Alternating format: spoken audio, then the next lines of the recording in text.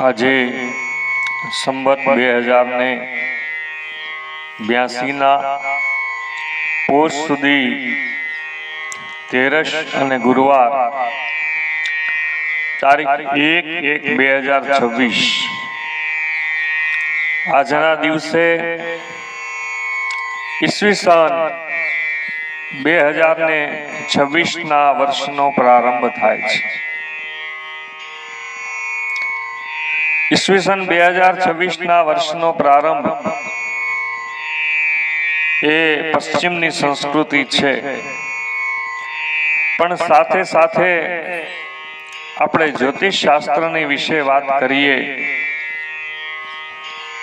તો જ્યોતિષની અંદર જન્મ કુંડળી, હસ્તરેખા, સામુદ્રિક શાસ્ત્ર, અંક શાસ્ત્ર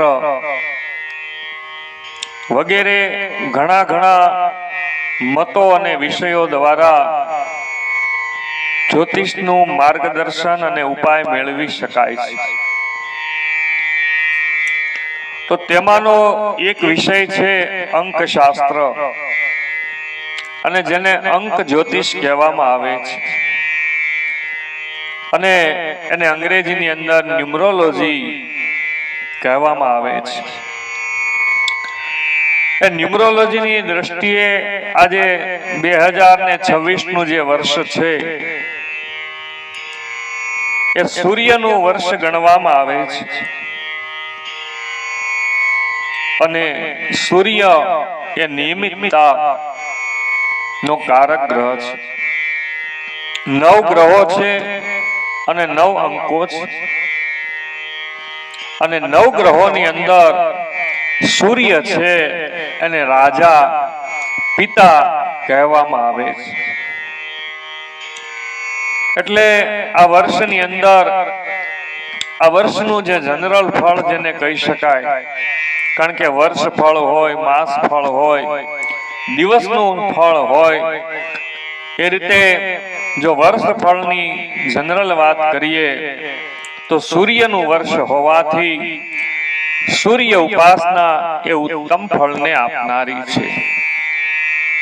અને આ વર્ષની અંદર 2026 વર્ષની અંદર સુખી થવા માટેના અમુક ટૂંકા અને સરળ ઉપાય હું બતાવું છું। તો એક ઉપાય એવો છે કે શક્ય હોય તો દર રવિવારે ચૂરમું બનાવી એના 2 ભાગ કરી અને એક ભાગ ગાયને ખવડાવો અને એક ભાગનું કીડિયારું પૂરવું। બીજો ઉપાય છે કે સૂર્યના જપ પોતે કરવા અથવા તો બ્રાહ્મણ પાસે કરાવવા। ત્રીજો ઉપાય છે સૂર્યના પ્રકાશની અંદર બેસી સૂર્યના જ્યારે કોમળ કિરણો હોય ત્યારે સૂર્યના પ્રકાશની અંદર બેસી અને તમને જે કોઈ ઈષ્ટની ઉપર શ્રદ્ધા હોય એ દેવના મંત્રનું લેખન કરવું।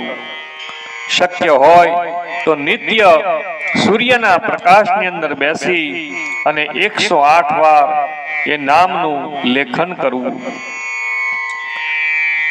આ ઉપરાંત દર માસની 1 તારીખે સૂર્ય નિમિત્તે ત્રાંબુ, ઘઉં, લાલ વસ્ત્ર, દક્ષિણા વગેરેનું દાન કરવું। આ જે કાંઈ ઉપાયો છે એ જનરલી ઉપાય છે, અને સૂર્ય માટેના ઉપાયો બતાવું છું। અસ્તુ।